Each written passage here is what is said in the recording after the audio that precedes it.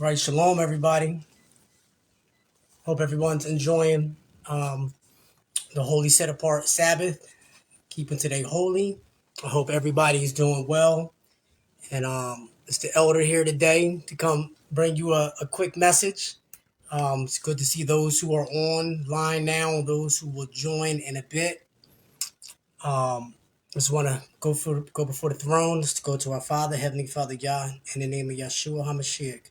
Oh Yah, we come before you, oh Yah, just humble and in glory.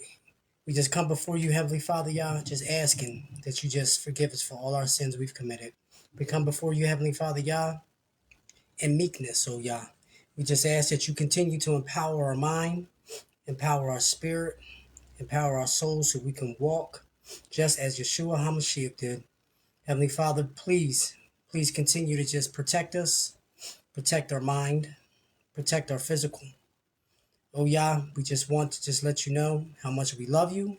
We want to thank you for all you have done. Let your word go forth. Let your word be heard. Let your word help to heal and make those who are whole. In Yeshua's name, amen. And let it be so. All right, y'all.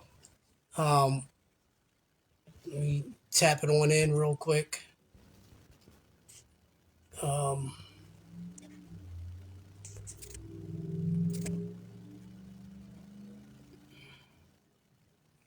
right. So we're going to start out in the book of Psalms, divisions, the book of Psalms, chapter 90. And I'm going to bring this on in for us for today. It says, Yahuwah, Yah, Lord, you have always been our home. Think about it. It says, Yah, you have always been our home. Before you created the hills or brought the world into being, you were eternally Elohim. You were eternally God and will be Elohim and will be God forever. You tell us to return to what we were.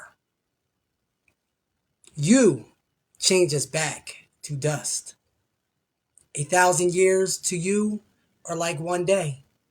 They are like yesterday, already gone, like a short hour in the night. You carry us away like a flood. We last no longer than a dream. We are like weeds that sprout in the morning, that grow and burst and bloom, then dry up and die in the evening. Verse 7. We are destroyed by your anger. We are terrified by your fury. But you place our sins before you, even our secret sins, where you can see them. Our life is cut short by your anger, and it fades away like a whisper. 70 years is all we have, 80 years if we are strong. Yet all they bring us is trouble and sorrow. Life is soon over and we are gone. Who has felt the full power of your anger? Who knows what fear and your fury you can bring? Teach us how short our life is so we may become wise. That was the book of Psalms, divisions, chapter 90. And we're looking at the difference or between the Most High Yah and us as what? As human, as mankind, the one that he has created. So when we look at this verse in Psalms 90, right? Shalom, Sister Sharon. It's good to see you on. When we look at Psalm chapter 90 and we start to read, we see that in the very beginning it says, Yah, you have always been our home. See, this is why, I do believe some of the churches that have that verse by verse and they say we're going to work on this, they have it right. Because it allows you to stop, part, pause, reverse, and go back and say, hey, what did he just say? So David, or the writer of this proverb, he was understanding something, right? he was seeing something. And he said, before you created the hills or brought the world into being, you were eternally our Elohim and will be God forever. So David automatically comes out. Dawid sees, he says, listen, I know I am lesser. I am nobody. Then when you start getting in, David starts dealing with what? The timing. And last week and week before, we were in Ecclesiastes and talking about the different timing, right? David is realizing, or the writer is realizing at this time that our time on earth is very, very, very, very, very minimal. So he compared it here, right? He said that what? We are like what? Weeds that what? Sprout in the morning, that grow and burst into the bloom, then dry up and die in the evening.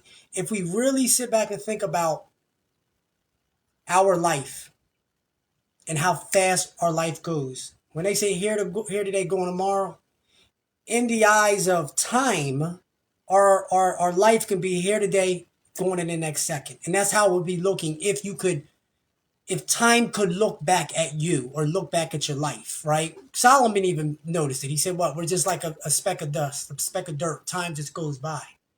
And what I'm getting at and saying is that often we believe that we have all of this time that's yet before us.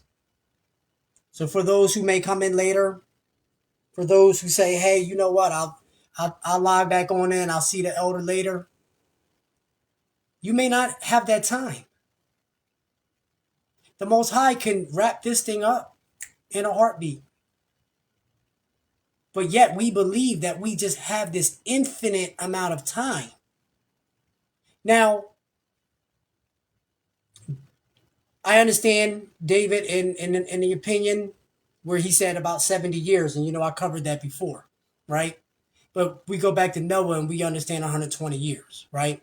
But David was even realizing that, hey, my time on this earth can just be gone. And we have to do everything that we can and utilize every single day to our best. I was talking to two brothers in the gym, right? I mean, well, I gotta say what they inside, outside of camp, inside nation, outside nation. Hey, they were receptive, and we were talking about time, and how every day when we return home or you return to your state of rest prior to sleeping, sit back and think about everything you did. Did I utilize my day to my best? And I can probably say 98% of us that are here, the answer would be no.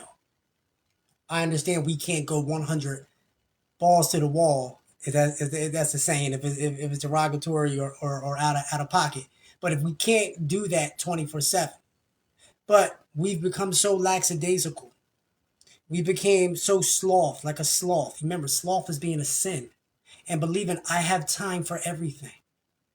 Now, we understand the timing. We and those who are just starting to come into truth or understanding the Bible and understanding the time that is before us, we see that the world has rapidly is speeding up. It's speeding up. We see the things that are happening. You can't take for granted that you live in the place of safety.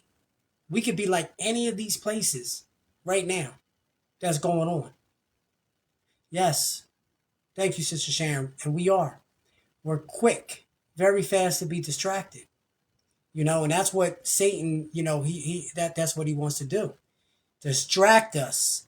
And by the time we realize, hey, time is up, it's checkmate. So when we have to start, and I want to just get into a consecration, right? And I got a feeling there's only going to be a few of us,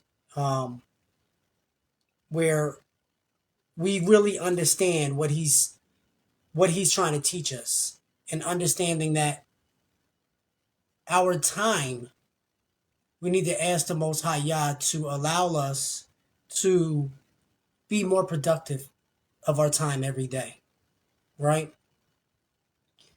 I'm going to jump into Psalms 91. It says, whoever goes to Yahuwah, the Lord for safety.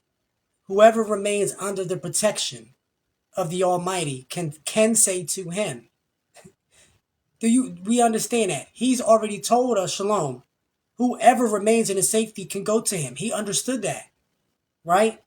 It says, you are my defender and protector. You are my Elohim, my God. In you I trust.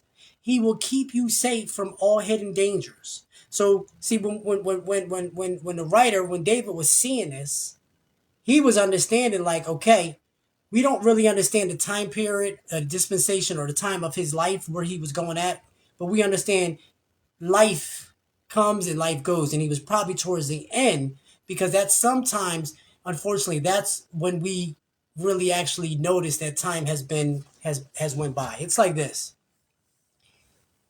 your 20s and 30s go by fast.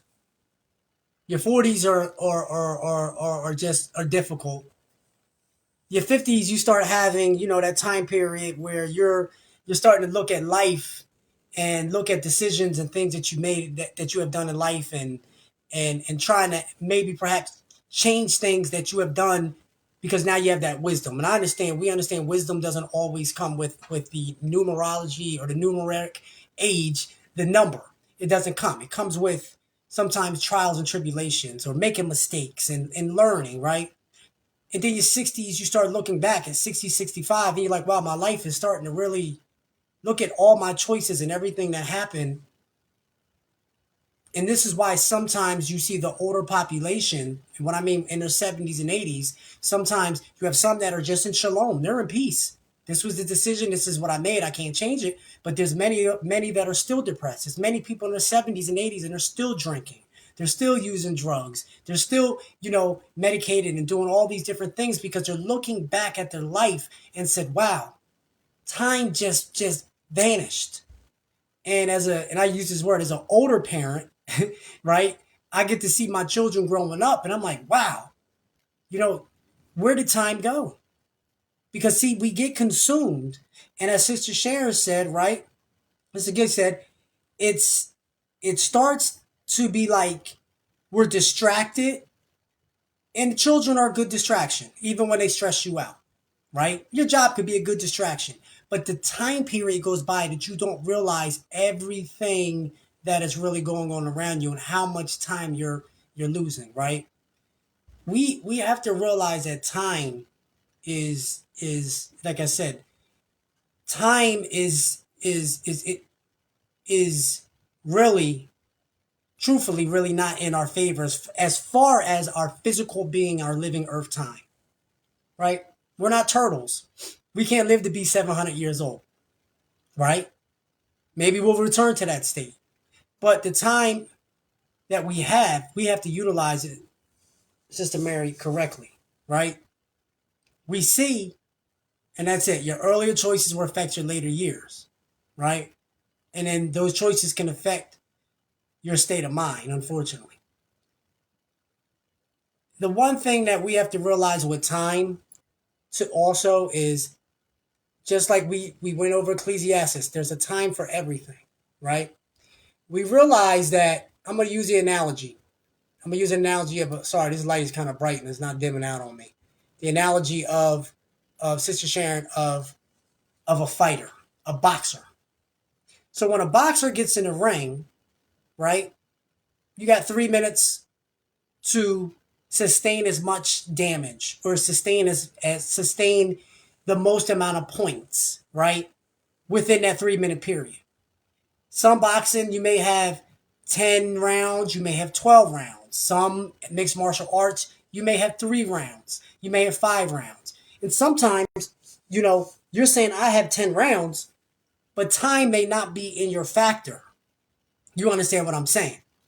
I go to prepare a fight versus, we're going to use, most of us all know who Mike Tyson is, right? Or if you want to go modern day, we can pick any fight. I go to say I'm going to go fight him. I look on paper, right? And on paper, it's showing that I have what? 10 rounds or 12 rounds to fight him, right? So then you add 12 times 3. So you're saying, okay, I got this amount of time to win. But we fighting Tyson. And it's not saying to be afraid before we get in the ring, but you got to understand that time may be, or I'm going to use another better example as far as boxing, right? There was with Floyd Mayweather, right? There was a time period where Floyd Mayweather was one of the best of all times, right? But one boxer, right? It started out, it was Sugar Shane Mosley. For those who may not remember, go back and just look at the fight. They, you know what? It was Zab. It was our Israelite brother Zab Judah, right? Zab Zabjudah. Zab Judah fought Floyd, and there was a blueprint. He said, "I knew if I can get him in the first 2 rounds, I may be able to end it." Unfortunately, Zab tried. Floyd fought again. He fought Miguel Cotto. Then he fought. I probably got the timeline messed up. He fought Shane Mosley. And they all understood that blueprint that was sent off. Like, I know I got 12 rounds, but if I don't knock him out within the first 2 rounds, pretty much the rest is a wrap. See, when we look at boxing, boxing is pretty much just a one-on-one fighting, right? It is you versus your opponent. Sister Sharon, that's kind of what life is, right? You know, it's you versus your opponent, or today is you versus your opponents. Because the world seems to be all of the opponents that are what? Aligning together. And we understand that because Yeshua told us in Matthew, they were going to come together. Now, they may not unknowingly know that they're coming together, but it's their spirit, the evil spirit of the demons in Hasatan that are working together to what? Work and put pressure on you. Work and make you, make you feel like you need to tap out. You're like, I know I got 12 rounds in me, but I'm not going to tap out or I'm not going to quit, right? With boxing, right? You're in that ring one-on-one, but you really have a little bit of support, and that's from the people in your corner. See, the people sometimes, the true people who are really in your corner, Sister Sharon, right? Those people, the ones that really say they love you and show you, those are the ones that are going to expose things. They're just going to say, I see you're fighting this fight, but I need you to dodge left, dodge right. I need you to slow down. I need you to speed up because you don't have that much time left, right? So the people in your corner, right, should be the people who are seeing things sometimes that what? We cannot see. Because it's times that we're in a fight and there's punches that are coming and you think you're seeing something. Like most of us all been in a fight all our life, right? So I'm just we got our gloves here, right? This is Gabriella's. This is her MMA gloves, right? They're very very thin. They're thin gloves. You can feel everything when you hit, right? So you got your gloves on. You're in the ring with your opponent. You think you're doing well. You're sliding, and sometimes you're getting hit by your opponent, and you don't realize it. But the people who are around you, your coaches, right? That's why it's important. And I know in this walk, it's lonely. It's lonely. But remember, if you don't have your coaches in your corner, we have the coach. And we have what? Yeshua, Mashiach, Christ, who is what? In our corner. And sometimes, and first of all, he's rooting for us, but he's coaching us, right? We got to be able to hear him, right? See, we have been accustomed, right? And people have been accustomed, just like some boxers. There's some boxers and MMA fighters that they are gifted as far as the athlete, but they win based on their corner, right? So sometimes we have been accustomed, or the people around us have been accustomed of what? I'm going to use this, Sister Sharon. It's us. You're the go-to at all.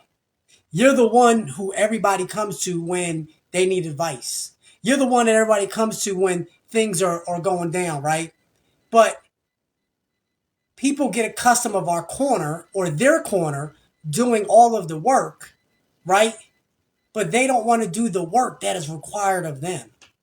See, there's many analogies we can use. We see how they talk about serving and sitting in leadership and being able to serve and say, you know what, I need to learn how to serve or serve first before I can lead. I believe that it's both. You have to serve first and lead first. It's a duality to that. It definitely is. And anybody wants to disagree with me, we can break it on down, and I can show you back through the manuscript. But we're all entitled to the truth, what that may be, or an opinion, what that may be. But the thing is that people, boxers, right? We're in a fight. They don't hear, don't listen. We're in a fight. They don't hear, don't listen, right? Because, and what happens, you're right. Let's keep it real. They don't listen to the advice, and when they lose the fight, they want to blame their corner. When I lose my fight, I want to blame those who were supposed to be in my corner. Now, they're in your corner watching. You think they're watching you fight, but they're looking across the ring. They're looking out, seeing what's going on out in the crowd. They looking on a smartphone. They're not doing the things that we are thinking that they're doing. But let me revert back. What happens is that, even with us, we don't want to do the work. We want to take all the accolades and all the credit when we have done things our way, right? And we won. But when we lose and do things our way, we want to place the blame, right? We got to get this together. We have to see. The issue is when you train, you only not just train physically, you train your spirit, man. So this is why going into Torah, because there's going to be a time when you don't have a corner. It may be a time when, and I'm talking to those out here that are teaching, when your elders and your apostles and your rabbis and your mores, and they're not here, whatever the situation may be. But you have to be trained to know I can yet hear their voice. I have to be able to try to tap in and see what they see even when I don't see it, right? Because I'm in the ring. And at the end of the day, this is my battle. This is what I'm fighting, right? We get caught up in other people, or caught up in the power that we believe they have. We don't see our own power. And yet we're in the ring. So a boxer, he's fighting a fight. Sister Sharon, his corner is like, that's a great uppercut, you're landing it. The boxer's saying in his head, I think I'm missing. Now see, I boxed. So my boy Dave may come on later on. I know he's going to watch the replay, and I want him to put something in the chat. Yeah, y'all be watching, and no one's saying nothing in the chat. I'm getting some inboxes from people. I'm going to review it even if you watch it later on, right? So it's okay. You can speak into the chat, right? Now, when you're boxing and you're fighting, sometimes you could be fighting and you're hitting your opponent, but you don't really realize it, because by the time that uppercut's coming up or that hook is going in, right? Your mind is focused on dodging the next hit, and you're coming in with your combo. So your corner is saying, hey, this is working. What you're doing right now is working, right? See, this is why having your cheerleaders that are on your side, right? Or cheerleaders are people who really understand you and understand what you're going through, and are really there to coach so you win. I was telling my daughter, it's the famous statement, right, that Herm Edwards said. He was a Jets coach, played on the Eagles. He said, we play to win the game, right? We play to win the game. Life, everybody, we want to win. If you don't want to win, don't get in the ring. But we've become so lazy. Deuteronomy 20, verse 4. Let me give y'all some scripts right here. Deuteronomy, and then here goes the sun switching out, right? Deuteronomy 20, verse 4. Hey, shalom. It's good to see you. We're talking about, today's lesson would be about being in the ring. Being in the ring. Being in a fight. Being able to, when it's time for me to have my gloves on. It's time for me to be ready, right? Deuteronomy 20, verse 4. It says, we'll say the 3. Men of Israel, listen. Today you're going into battle. Brothers and sisters, today you're going into battle. Sometimes we're going into battle and we don't see it. we're stepping into the ring. It's not always going to be the four corners and the tarpon, and it's going to be times that you like, you know what? Let me put the Vaseline on my face and dry up the knuckles and hands and get the gloves on. But there's maybe times that you're going into a battle and you don't even know you're stepping in the ring. This is why we have to be ready. This is why sometimes our support systems, they need to be there. And sometimes we hold on to them, right? Thinking that they're supporting us. Let me keep reading. It says, men of Israel, listen, today you're going into battle. Do not be afraid of your enemies or lose courage or panic. It says, Yahuwah, Yah, the Lord your God is going with you, and he will give you what? Victory. It's already saying, right? See, this goes back into tapping into our talents and knowing who we are, right? Being prepared, right? It's when you go back to Deuteronomy 20:2, it says, before you start fighting, a priest will come forward and say to the army. See, your corner is preparing you. The priest prepared you for your battle, right? Yah prepared us for the things that we are getting ready to step in.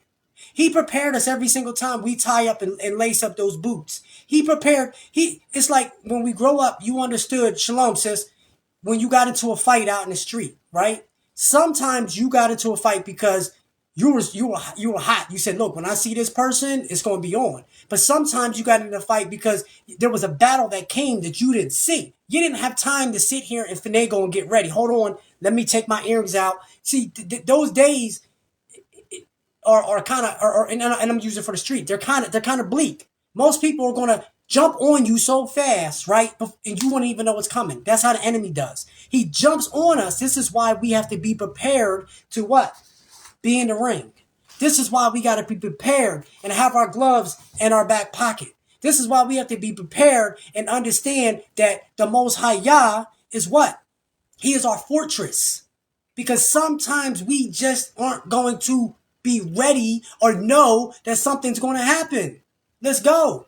We became so lazy, we don't want to tap into our talents. Well, Sister Latrice, how come you didn't tell me they was coming for me? Brother, you should have been ready. So now I want to blame you. Now I'm blaming my corner. Brother Best, how come you didn't tell me that, the wolves was out on the... Listen, we are responsible for our salvation. We are responsible for ourselves. Yes, and we are still responsible for the Mishkapah, right? Our people, our brothers, our sisters, those who we say that we love. Yes, it's my job to tell you, hey, the wolves are coming. It's my job to what? Have you prepared. It's your job to have me prepared. But it's my job, that I am prepared should my corner, which I was talking about early, not be there. Or should my corner not see? I go back to, like I tell you, when I was boxing the Joe Hands. So when your corner, you may be in the ring and you're seeing something your corner doesn't see. Your corner is seeing something you may not see, right? And our whole goal is to what? Come out of the fight with what? A win. Or come out of a fight with less bruises, less scars, right? We got to understand that a lot of us were born into a natural talent. You are naturally talented. You can naturally do these things, right? But sometimes you get to a point where you can only go so far. Your natural talent only takes you to what? To a level that, okay, now I'm 3-0 and I'm in a ring. I'm 3-0, but now I have to go get a talent. I'm doing well in my job and in my career, but I need to go get the assistance. I need to go get the help, or I need to go back to school to what? Master my craft, right? See, this is what happens, right? We fight to win and we hit a wall, and knowing, Lou, now I'm going to take this into the spirit. We hit a wall and we never ever fully birth, or we never ever fully train our spirit talent. It's the spiritual talent that takes you to the next level. See, I gave y'all a boxing analogy. I want y'all to catch it real slow, right? The fight. I can get into the fight. I can call anybody out. I can call Satan out. I can call a demon out. But it's the spiritual talent. You got to be prepared. When Hasatan called Yeshua and called him to the mountain, He knew he was getting ready to get into a fight. He knew he was equipped. He was ready. His spirit man. He said, listen, yet I am weak coming from my fast. And I'm paraphrasing. We know the story, right? And I'm going to give you scripts. But he knew that his spirit man was so strong that it was going to what? Keep him what? In the ring without getting knocked out. Spirit talents, your spiritual talents, sis, brother, they're received. But how are they received? How do we tap in and start understanding how do we obtain or how do we utilize the spiritual talents? Because yes, we are born with physical talents, but the spiritual talent or the spiritual gift is something that what? We must work on, right? We take the gift of the Ruach HaKodesh for granted. So let's go. Acts chapter 2. Acts 2 verse 38. Kepha turned to them and said, Peter said, Kepha, each one of you must turn away from your sins. So why would he say that? They're like, you know what? You got to remember, the disciples were moving in a time period where, and I know we don't necessarily see it, where Yahushua, where Yeshua was with them, and yet they were still sinning. So if I'm doing well, if life looks good, I got followers, I'm converting people over, right? Why would Peter recognize or Kepha recognize that we have to turn from our sins? Because he's showing us right here. And be baptized, submerged in the name of Hamashiach, so that your sins will be what? Forgiven, right? Because, well, I thought we've been going to the Father asking for forgiveness. See, we got to realize that between when Acts 1 comes in and the Holy and the day of Pentecost, you got to go back and do your history and the timeline and look at the time that goes by, right? Pesach was still going over. It was still sacrifices that were happening during that time. But Peter's recognizing, saying, listen, once you what? Ask for your sins to be forgiven, you will receive what? Yahweh's gift of the Holy Ruach. You will receive a talent. You will receive something else that is going to what? Help equip you for what? Today's battle. This is why. This is why we have to work on the consecration and whatever sin that we're really struggling with. Let's say we're going to deal with this one thing.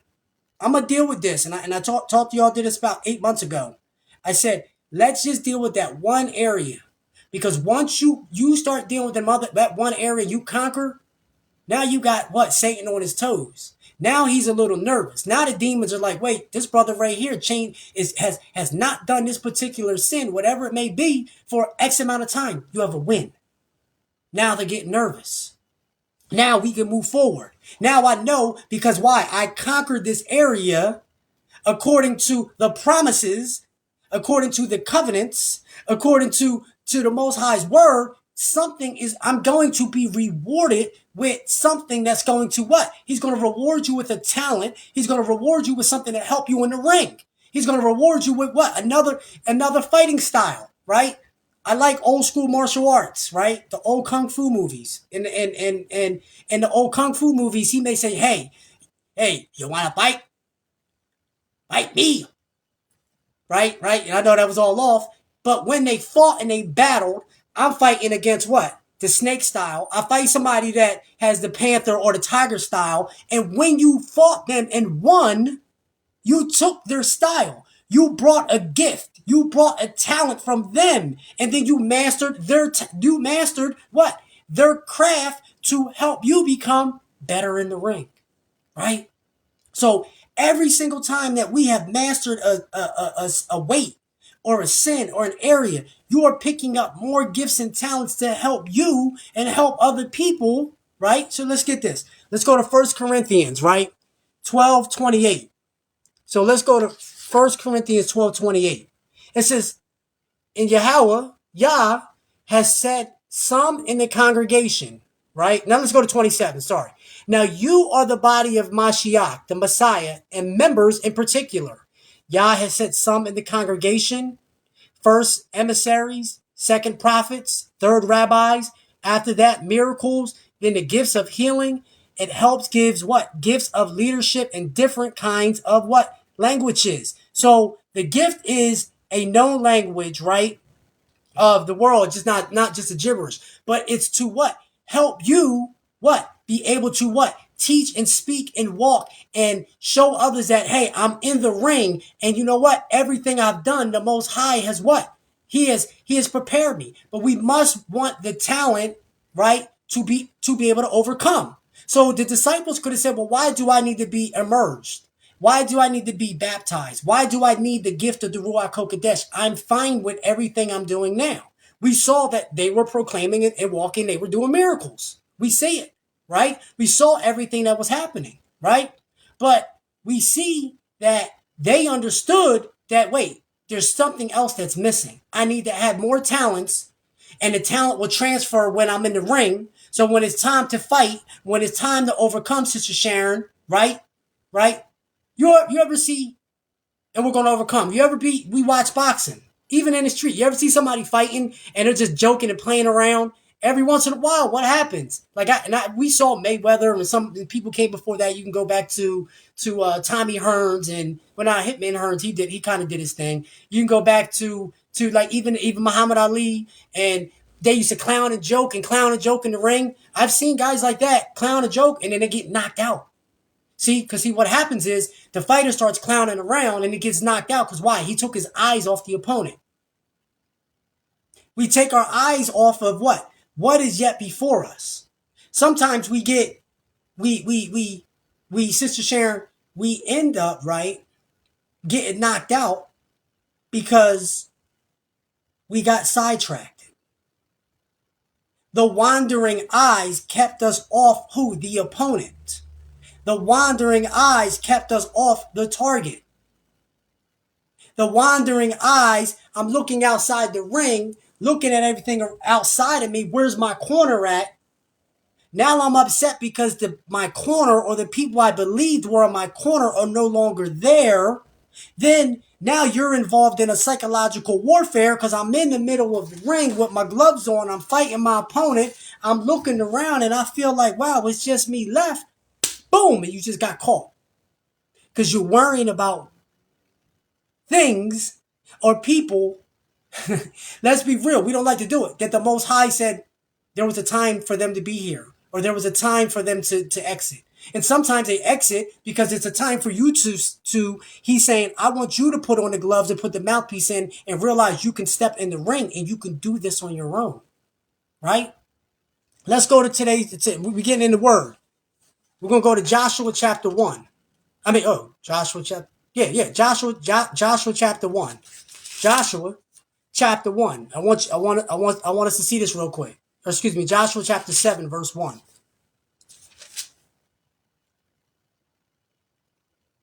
Yahweh commanded Israel not to take from Jericho anything that was to be destroyed. Now go back to chapter 6 in case you forgot the story and the whole fall at Jericho and what happened, right?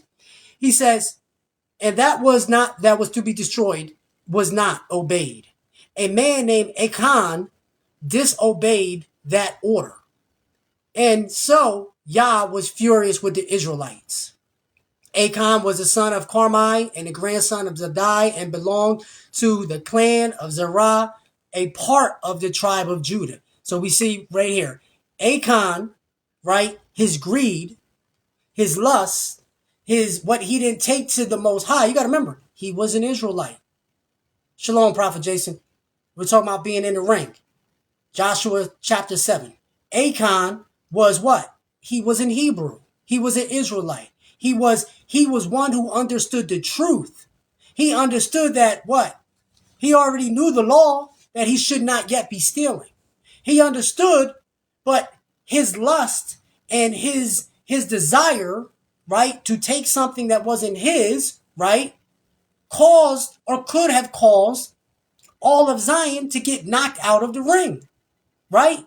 See, fighters lose many fights for what? Not paying attention. I've seen them where, you're in the middle of a fight and and I get it, the tape comes off and they lean it down on the glove. Boom! All it takes is one hit. One hit. And then now you're in trouble, right? Your opponent Satan is throwing, we're used to him throwing a jab. Boom, jab, jab, jab, jab, jab, hook, uppercut, jab, jab, hook, uppercut, right? We timed him out. Man, we got this. This is an easy fight. And then he comes with a haymaker from back here, like, bow. We didn't see it coming, right? We missed it, right? Satan's combos, yes, they rarely switch up, right? But the intensity can also what? Increase. Come on, y'all. I know y'all been in a fight. Y'all know. You can just be hitting somebody, you're stinging on, boom, boom, you're jabbing. But the intensity of that punch, you can just, like I said, I use Floyd Mayweather for an example, right? You can use Anderson Silva for MMA or any type of art in boxing. What's happening is that every single time we think that jab is just a lazy jab. Think about it. At the beginning of a fight, what do boxers do? You're like, oh man, this fight is so boring, right?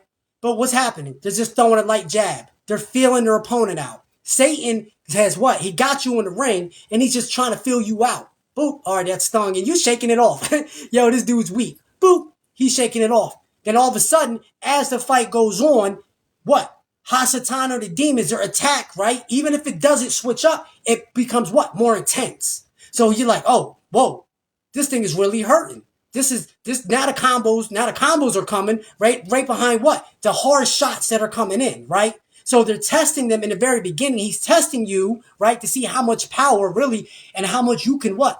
Hold or you can withhold. See, Akon's issue here was what? He was dealing with what? A hidden sin. So you think about it. If he was able to deal with what? His hidden sin for him was what? The lust, the desire, the need to have more, right? And I know we really don't get a lot of it. We really don't get to see, and we don't understand the history of it. But for him to be under the law, understand shalom, understand the Most High Yah, the law, statutes, commandments, right? And still turn around and yet still turn around yet fail and fall after Joshua, after they told them, listen, don't take anything, right?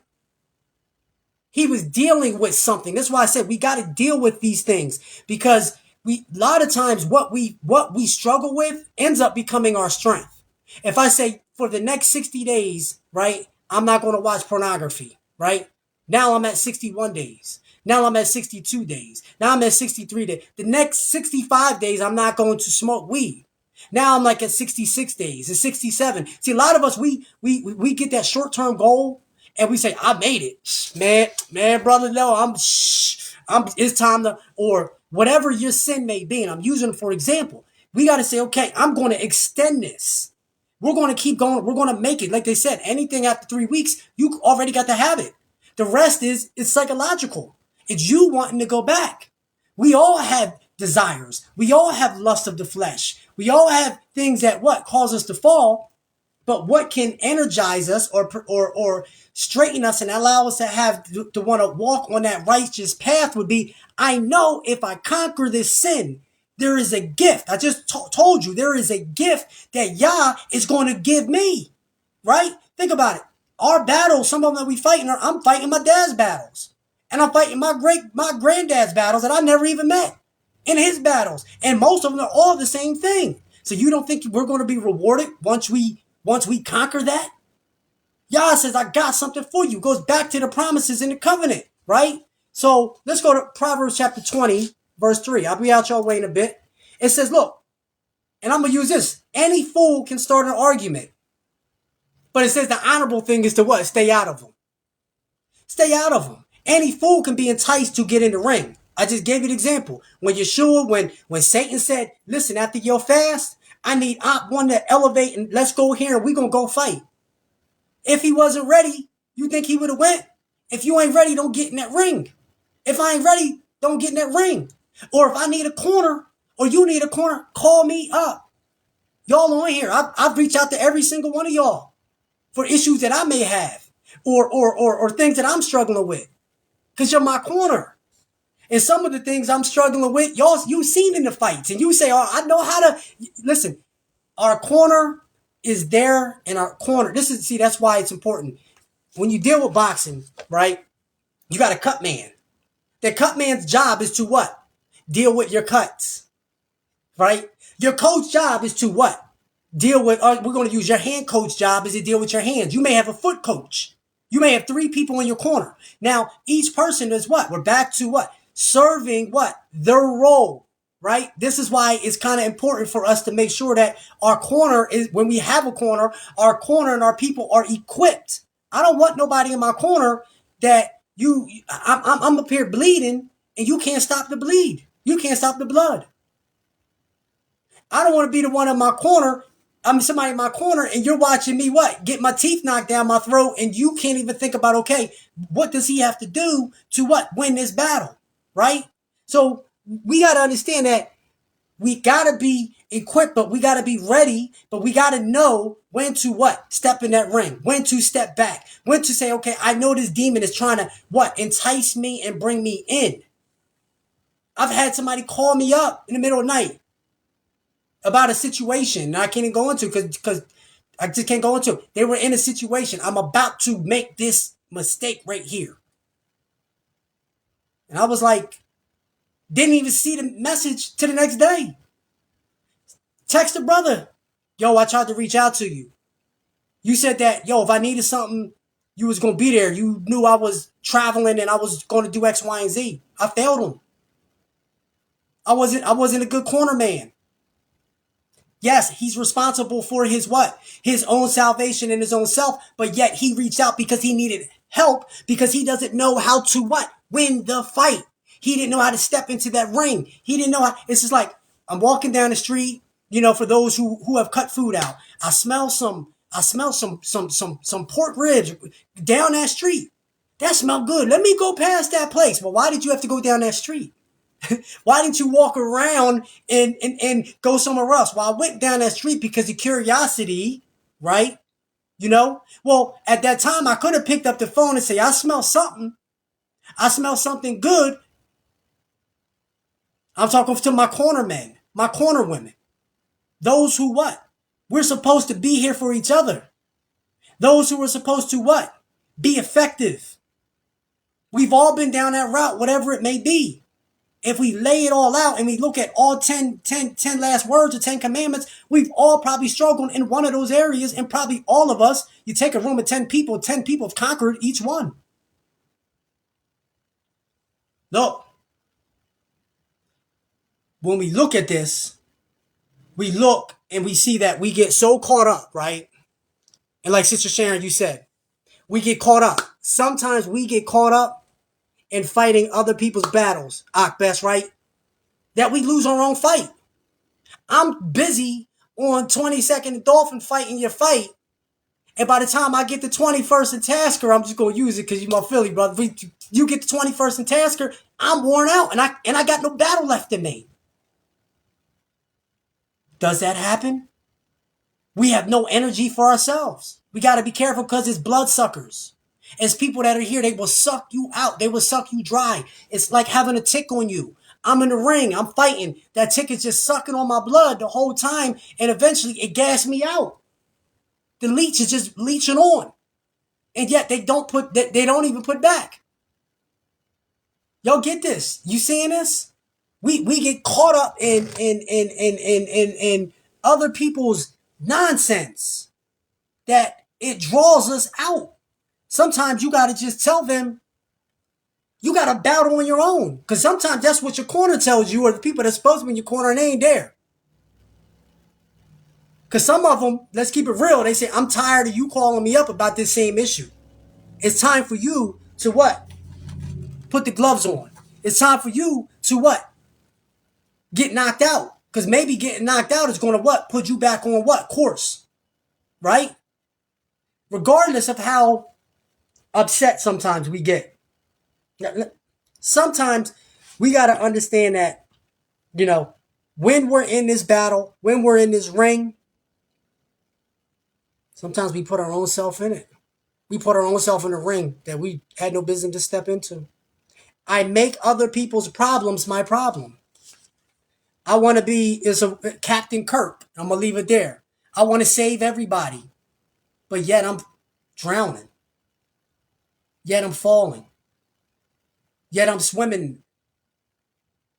And no one's throwing what? The life jacket. I'm swimming. I'm just treading, trying to get there.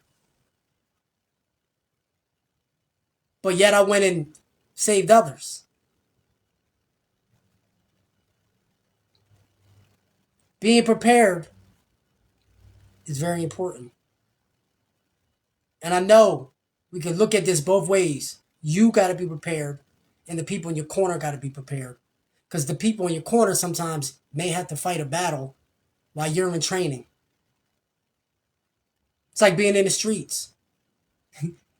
Your boys is over here, they over here fighting this fight. And meanwhile, you getting yourself together, you getting ready. They holding it down. Let me go to 2 Philippians chapter 2. I'll be out your way. Verse 12 to 13. It says, so dear friends, as you always obeyed me when I was with you, it is even more important that you obey me now that I'm away from you. Right? It says, keep on working with fear and trembling to what? Complete your salvation. Keep on working to what? Get out get out yeah, I just went what's it called? The blowtorch, excuse me, to cut the weight off. You can do it. I can do it. Use the tools that the Most High Yah has given you. But we gotta what? Prepare. Prepare. I was talking to a brother the other day up in New York. We were just building, going at it.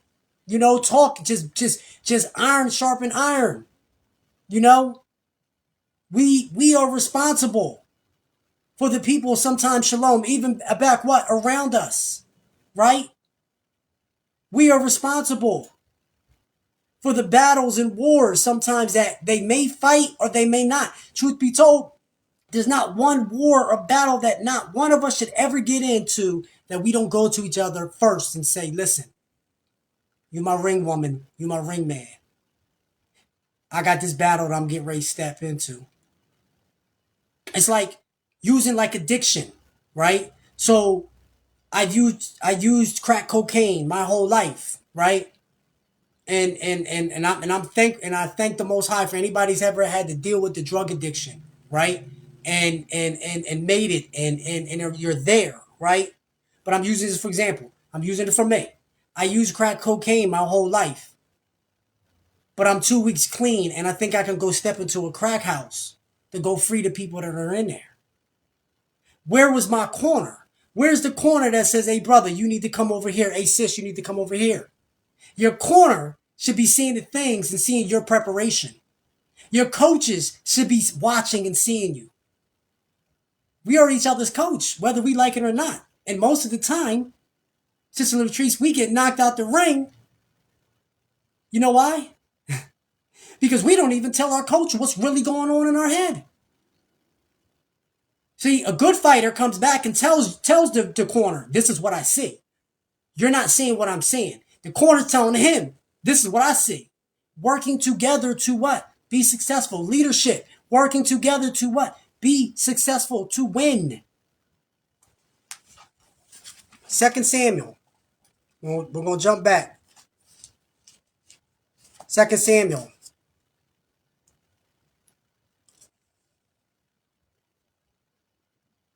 Always starts with the mouth. 2 Samuel, right?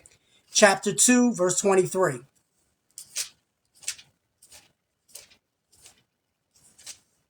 Whether you like it or not, we are responsible for each other. 2:23. It says, check this out.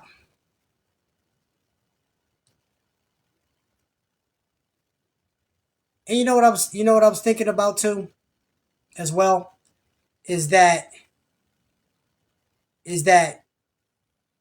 there are situations that we have just never evolved out of.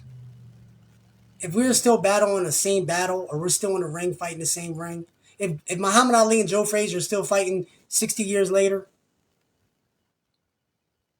and we ain't going nowhere to get help, we're all here. We're all here to help each other here. I always say this is what Hareem Shel Amet Mountain of Truth Ministries is. It's not I teach all. I want everybody that comes on, I want everybody to speak and teach the word to the Most High. This is the assembly for the people. It's the Quahal for the people.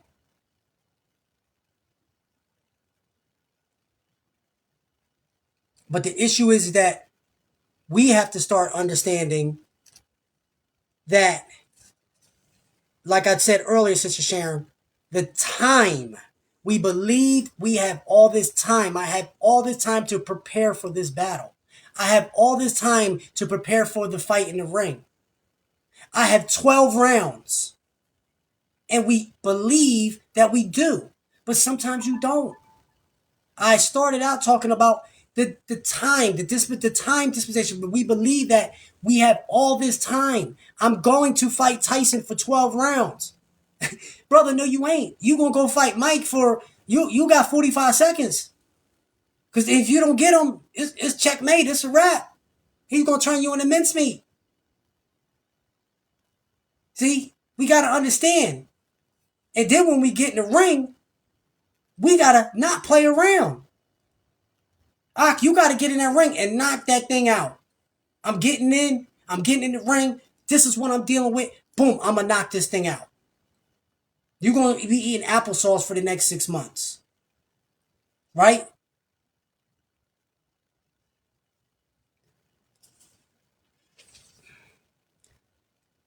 So when we start looking at this script right here, right?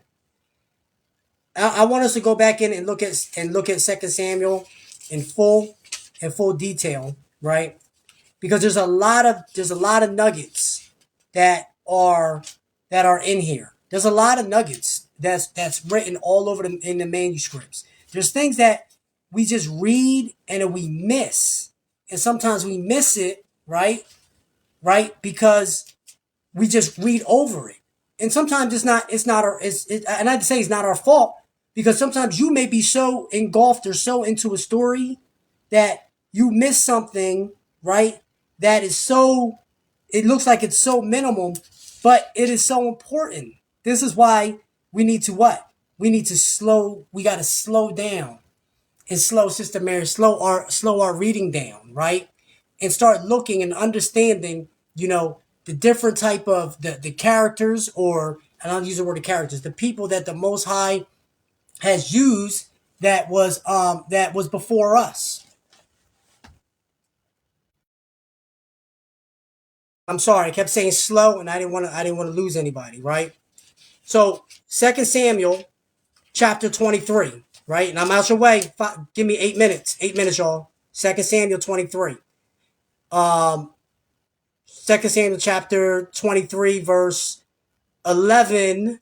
We're going to go at 11, right? So this is some of David's, or King David's, famous warriors, or his soldiers. It said the third and famous three were what? Shama, Shama, Shammah. You want that, Prophet Jason? Shammah, son of Agri from Harar. The Philistines had gathered at Lehi, where there was a field of what? We'll use the word peas. The Israelites fled from the Philistines. I want y'all to see this. But Shammai stood his ground in the field and defended it and killed what? The Philistines. This is what I'm talking about. This guy stepped into the ring. It's 2 Samuel 23. 2 Samuel 23. This is why I gotta have you on, brother, so you can do the reading, because I love you, man. You get all the Hebrew right. I'm up here butchering names and butchering the words. That's your gift. And the teaching that you continue to do. We all are Hareem Shel Amet, Mountain of Truth Ministry. We come to the mountains. There are many mountains of wisdom and knowledge. My brother Bess, is many mountains. You got a gift. I got a gift. Makuti's got gifts that everybody has to what? Hear. But in 2 Samuel 23, verse 11. So we're talking about one of King David's warriors. We don't really hear nothing about. You know how many times I kind of just breeze through this, just reading it? So it's showing you here, right, that this was a warrior who what? Worked behind the scenes. You never heard anything about him. He just was what? Sitting in what? The corner. Or he was sitting in the corner waiting for his time. He turned around and said, listen, I'm under what? The shadow of King David. So most of the time we hear just about David or David, but there was a reason why in 2 Samuel that the writer turned around and said, I need you to know who his best soldiers are. Right? So he had no backstory. There's no physical description on exactly who he is, right? But he was a hero. Why was he a hero? It says here, he what? The Philistines gathered. The demons gathered. The demons came around you, right? You and your crew. We were training hard. We said, we ready. We got our gloves on. We got the razor blades. We got the box cutters. We got the brass knuckles. But then when the goons rolled up on you, what did it say? I'm paraphrasing. I don't want nobody stone me or anything. I'm not using text and blasphemy. I'm using it today, right? Yes. Okay, good. His name means desolation, right? Give me the definition of desolation in there, Prophet Jason, because I don't know if the Hebrew definition of it is different. But it says what? The Philistines gathered and what? Where there were a field of peas, the Israelites fled. Everybody left. Your corner ran. The people who said, yo, I'm going to be here for you, where they at? The ones who says, I never forsake, where are they at? The ones that say, I got your back, where were they at? See, Samson was a bad man. Samson was a bad man. That's my little mirror. But we hear, and even when we go back and you look at even back in Jasher, you see about how Samson killed people with a jawbone of a donkey, 1,000 men. You go back and look at Simeon, and his brothers went back when they were warned, and how many 2 people killed out a whole village of people. This tells you right here that the Philistines gathered for war, and this one man said, I'm in the ring and I'm ready. He had loyalty. He had dedication. He was committed even when everybody else ran out the ring.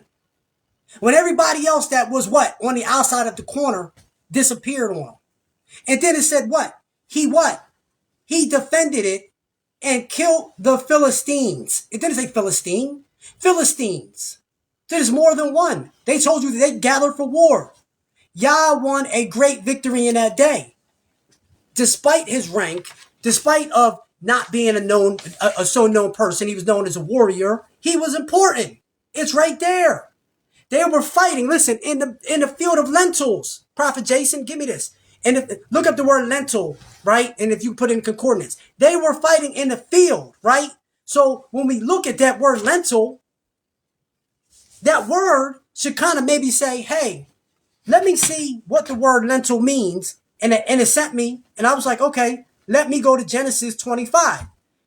I give it to you. I'm not going to be on here teaching, saying I knew everything and I knew this and that. No. I study what? To show myself to prove to the Most High so he can show me things to show you, so you show the next people and you can show and reflect it back to me. Before I get into lentils. The state of emptiness or destruction.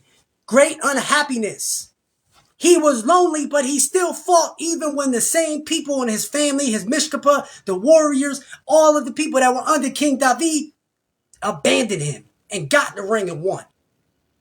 We don't hear nothing about him. We don't hear that he was crowned. He was given royalty and accolades. He stood in there and he fought his battle because he was what? Dedicated. He what? Had loyalty. He had what? Respect. And he showed honor by giving his own life, even should he have lost. For what? Not King David, before what was righteous. Because King David represented yet what was righteous. And that was what? Torah.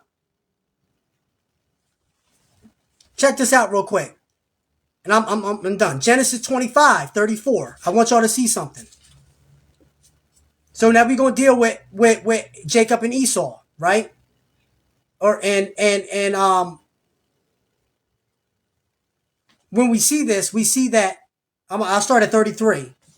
Jacob, Jacob answered, right? No. Let me start at 31. Let me do it right. Jacob answered, I will give it to you if. All right. Genesis, 25, verse 27. And I know we know this story, right? The boys grew up. Esau became a skilled hunter, a man who loved the outdoors. But Jacob was a quiet man who stayed at home. Isaac preferred Esau because he enjoyed eating animals Esau killed. But Rebekah preferred Jacob. One day while Jacob was cooking some bean soup, beans, lentils, beans, right? Esau came in from hunting. He was hungry and said to Jacob, I am starving. Give me some of that red stuff. Remember, lentils, the beans, right? They were red. They were at the time. I'm reading out the G&T version, right? Yeah. Yep. And he says, give me some of that red stuff, right? And we understand that's why he was named Edom. Jacob answered, I will give it to you if you give me your rights as the firstborn son. Esau said, all right, I'm about to die. What good will my rights do me? Jacob answered, first make a vow that you will give me your rights, right? So we see this, right? Esau made the vow, gave him his rights. Then Jacob gave him some bread and some of the lentil soup. He ate and drank and then got called out. See, when we look at lentils, they were fighting in the field of lentils, right? So a lentil is something that gives you the immediate gratification. Lentil, adasha, ayin dalet shin. So Strong's 85742. All right. So it goes back into it. I have to stop, please. I have to fight a battle. In a fight, I am desolate. My corner's gone. I feel like the walls is closing in on me. No one's here for me. All my family are heathens. No one is following the Most High like I am. I feel like I have nothing. Now I'm going, and can I just what? Go out and go into what? Into the field of peas, the fields of lentils. The what? A lentil is what? The immediate gratification, right? They thought that they were going to go what? Out into the field and just win because they were what? Hebrew, or they were Israelites. The gratification that they were going to just get. They didn't realize that they had to fight. Shema had to, or Shema is not Shema, because I got Shema Israel. Shama had to fight in the ring.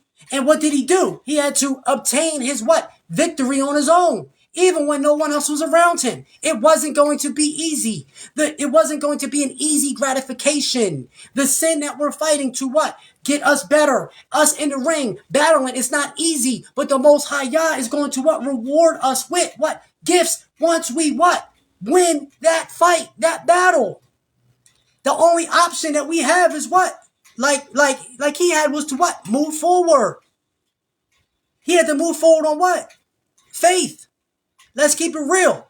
We can have everything out in the world. Faith is the most potent, strongest weapon that you or I or anybody can have. Faith is when someone says, prove me Yahweh existed. Prove me Yah existed. Prove me Yahuwah existed. That's faith. That's faith. Y'all get this. So it doesn't matter what you physically see, right? No matter how insufficient you may believe or think that you are, as long as you prepare and you have what? The faith that I know I'm going to win this battle. I have faith because I prepared myself. You're going to win. You have talents.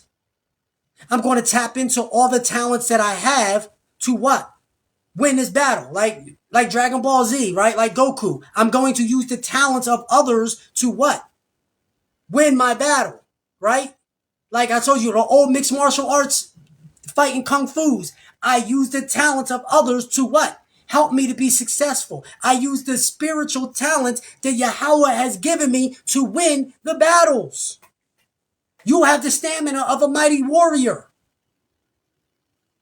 He killed 1,000 people with a jawbone. Come on. Jacob's sons, 2 of them, destroyed a whole village. He went in and said, yo, I outnumbered and crushed the Philistines. You outnumber your enemy. Do you believe that? Because we got holy Malachians around us. But we just got to tap on in and say, give me that talent. That's your job. That's what Torah said. That's your job. Empower me. I'm about to sin this moment. I need a divine, a divine stoppage.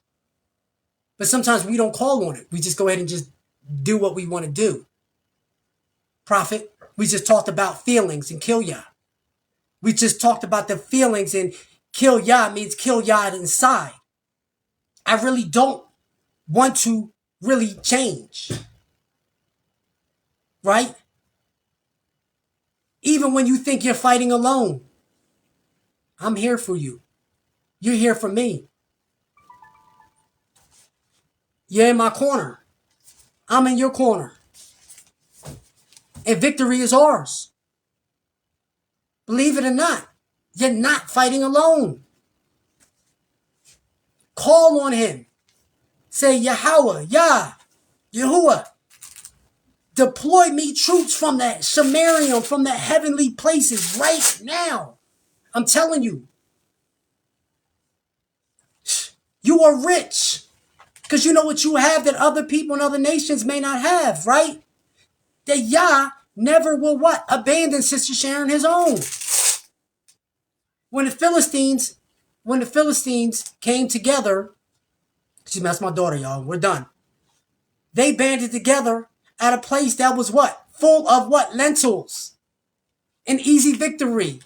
This was going to be easy. I'm calling you out to the field. Because yes, they were from other nations, but they understood. Israel's troops fled. There was no one there. But what happened? He took stand in the middle of the field. He took stand in the middle of the ring. Stand in the middle of the ring. Get off of the ropes. He defended it. He struck the Philistines down. Philistines represents what? The way of the world. The way of the world. Stand in the ring and fight and knock the Philistine out. Knock the giant out. Yah brought a great victory and will bring what? A great victory to you, to your mishkapah, to your family, to your situation. Read it again. I want y'all to go back and read it again. 2 Samuel chapter 23. Start at 11. It's a verse this big that we miss. And find out who this man is. He took his stand. He didn't run scared. He stood in the ring. Yes, he was fighting a war for David and for the Israelites. But he knew he what? Had to fight alone, and yet he knew that victory was his. And I'm going to close this out back on it for those that missed it. It's a simple verse. Simple. Simple. This is how I tell y'all that. And, you know, we say, it's great. I want everybody to read the Bible all the way through, including Apocrypha. But sometimes it starts with the simple. I'm going to read one line, and Yah will show you something in a line that you've never saw. Every night before you go to bed, read a chapter. Read a chapter. Very easy. Then ask the Most High to show you, hey, show me something from it. It may be a next week. 2 Samuel 23, and I'm at verse 11. The third of the famous 3 was, here we go, keeps trying to say Shema. Shema. Oh man, I keep wanting to say Shema. Is Shama? No, it's Sham. Oh, I just had it right. We're going to use Shema, son of Agi from Harah. The Philistines gathered at Lehi, where there was a field of lentils. The Israelites fled from the Philistines, but Shema stood his ground in the field and defended it. He killed the Philistines, all of them, and Yah won the great victory. One person, one battle. Sometimes you got to stand in the ring for your family. Sometimes you got to put the gloves on and say, you know what? Call out your last name that you know of and all your generations and say, we gonna battle this out.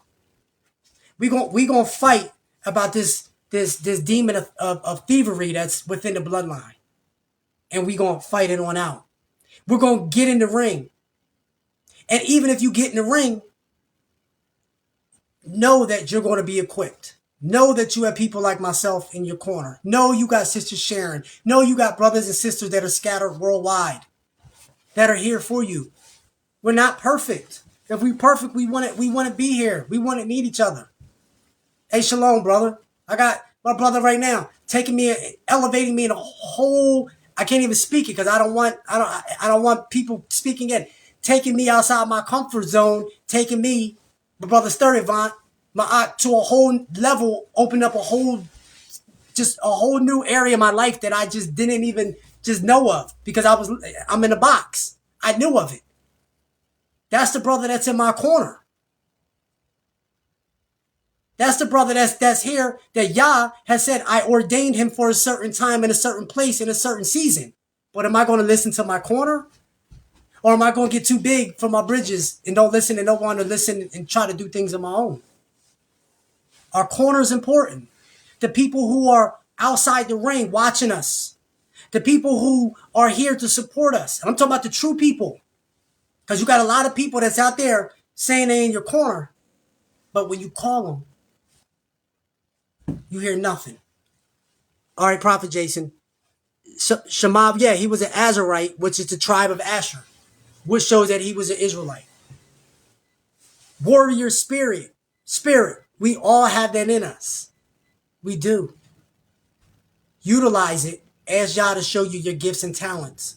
And use your gift and talents and pass on to the people who what? Have an ear and want to hear. And then once they hear, see, none of us should ever be lacking anything. None of us should be fighting anything. We've all been there. I've opened up to brothers about issues I've had. Some of them, they've had. Some of them we still scrambling, trying to figure it out ourselves. But each one teach one. And what? We become better. And you can do it, and I can do it. Shalom, Brother Ware. It's good to see you. I hope all is well. I see y'all down there in Texas. Y'all got some bad weather. I pray that y'all are safe and sound, and everything's working out well down there for you and your Mishkapra. And keep you in our prayers. So listen, y'all.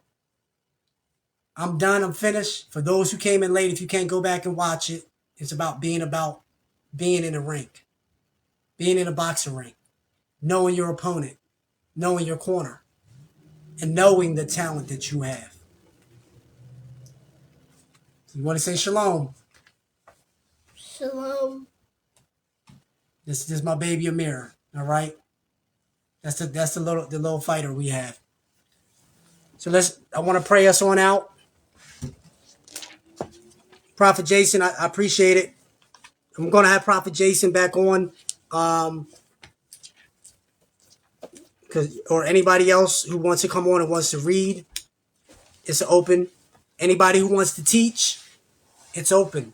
This is for all. This isn't the elder. This is Harim Shalamet, mountains of truth. Many mountains, many levels of truth through the Most High Yah. We're all here. We may end up going back on Zoom, so where it's more personable. Sirach chapter 1. All wisdom comes from Yahuwah. All wisdom comes from the Lord. And wisdom is with him forever. Who can count raindrops or the sand along the shore? Who can count the days of eternity? How high is the sky? How wide is the earth? How deep is the ocean? How profound is wisdom? Wisdom was created before anything else. Know that the wisdom that you have is before anything. It was already within you before you were created. You lived someplace else before you came to earth. You got heavenly wisdom. It, the understanding has always existed. So the source of wisdom is the word of Yah that's within you. That's why you're here. That's why you say it's a beautiful day on Shabbat. You know what? I'll put my headphones in. Let me go outside and enjoy the weather. Let me go catch the replay. It's that wisdom. Your bodies, we were craving that. We crave it. That's why sometimes Satan understands we crave something, and this is why we sin. Because yet we don't know what we're craving. For those who got to go, I understand. You can go. Wisdom was created before anything else, and understanding has always existed. Has anyone ever been shown where wisdom originates? That goes back to faith. Prove to me God existed. So the wisdom that you have is to understand my wisdom, what? Comes from what? Faith. And I'm not going to even entertain that. Here we go. Does anyone understand her subtle cleverness? There is only one, and one who is wise, and we must stand in awe before his throne. Yah himself created wisdom. He saw her. Back to Prophet Jason, starting to understand our Hebrew. And he what? Says it right here. Recognized her value. Recognize her value. Recognize the wisdom that's within you, especially men, because wisdom is what? The knowledge or the wisdom that keeps us from what? Stepping in a ring, right? Man, you soft, B. You soft, man. You ain't gonna go fight them. You ain't gonna go fight them demons. Wisdom is not showing you I'm soft, but wisdom says I'm not prepared for this battle. Wisdom saying I'm not prepared to go buy 30 homes right now. Wisdom is saying I'm not prepared to, take. Y'all get it. Let me keep reading because this is it. We're closing out. Right? It says, and so he filled everything he made with wisdom. He gave some measure of wisdom to what? Everyone, but poured her out on those who love him. Back to the beginning. You love Yah. You battle. He's going to keep pouring more into you and into your family, because sometimes some of the things, what you're learning, sometimes isn't just for you. It's for your future kinfolk, your future generations, your grandchild that you don't even know that brother's going to come up and change, that sister's going, or sister's granddaughter's going to change the planet and the world. It says 11, if you fear Yah, if you fear Yah, honor and pride will be yours. People, I don't fear nothing. Okay. You will be what? Crowned with happiness and joy. What most of us are looking for. Sister Sharon, I want to be joyful, but I can't. Even people who we say that are Grinches, even people who are battling some of those things, they're looking for something. Their body is craving it. I need it. Come on, Akbesh. You see it. You see it all up and down North Philly, South Philly, West Philly. And they crave sometimes the violence. They crave the things that they think is giving them joy. I just got done watching. I saw a video, and I don't know what the story was, where they stomped this guy out. He was climbing on the middle of somebody's car in the city. He was clear knocked out, and he just kept stomping him and stomping him and stomping him. He was done. That was a demon, right? It says, to honor Yah is a heartless delight. I don't want to be here on Sabbath. I don't want to sit here and listen. Yo, this brother's too long. I can get the same. It's a delight. You're not honoring me. You're learning more so you can teach what? Your family. You're learning more so you can come back and reflect and teach me. It says, Yah will give you a long and happy life. And at the end of your days will all go well with you. It will go well with you and your future and your children and your children's children. It was a promise that was made. We just got to be the promise keepers. Brother Ak, we got to be the promise keepers. Some of this, we like, It's really for the children. It's for the next generations. Because we are the staple of the ground of the people that are learning the truth. And I've had many friends that are just coming out of church. Some are like, I'm coming into the truth. Some are like, yo, I ain't going back.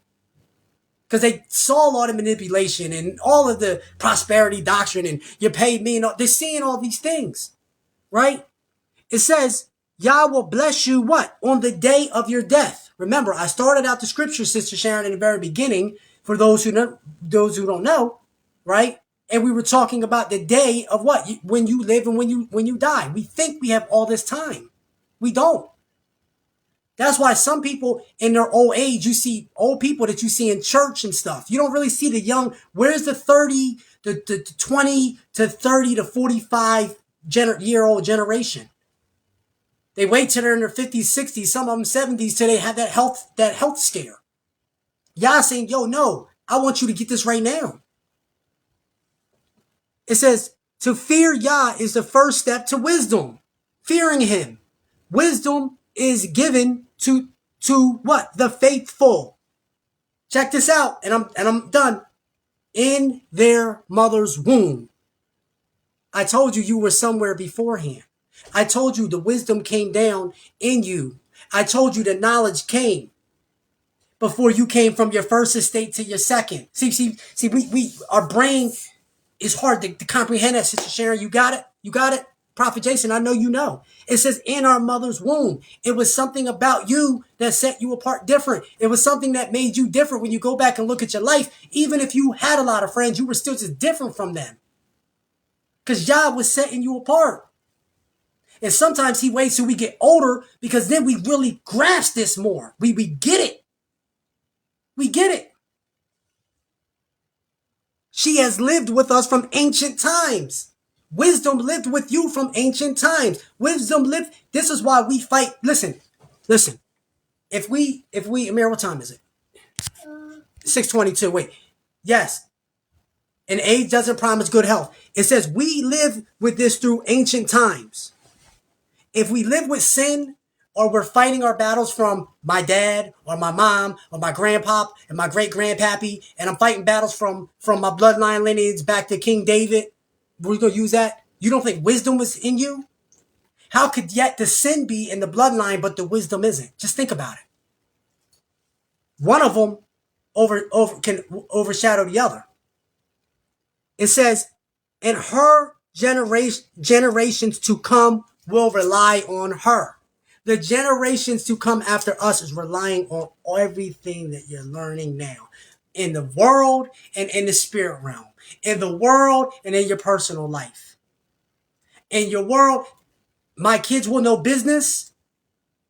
My kids will know everything they need to know, but they need to know the spirit realm.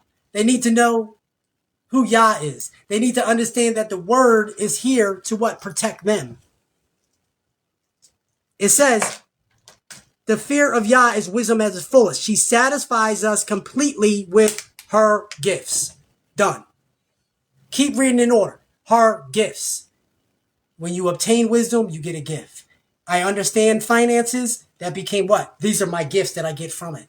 Right? I understand how to run a business. This is my gift. I understand how to be friends with people. This is my gift. I understand how to love. These are my gifts. Just like I understand how to hate. What comes with that? Here comes what? The curse. Tells us right here. And it fills our homes and our barns with all that our hearts can desire. You are the temple. It's filling you inside and radiating out. And sometimes we don't see it. Sometimes we are so hard on ourselves. We don't see the great depth of wisdom and knowledge and the gift that God has given us. Yes, I'm done. To fear Yah is the flower of wisdom that blossoms with peace and good health. She sends knowledge and understanding like the rain and increases the honor of those who receive her. To fear Yah is the root of wisdom. Her branches are what? Long life. Long life, wisdom. Long life, being prepared.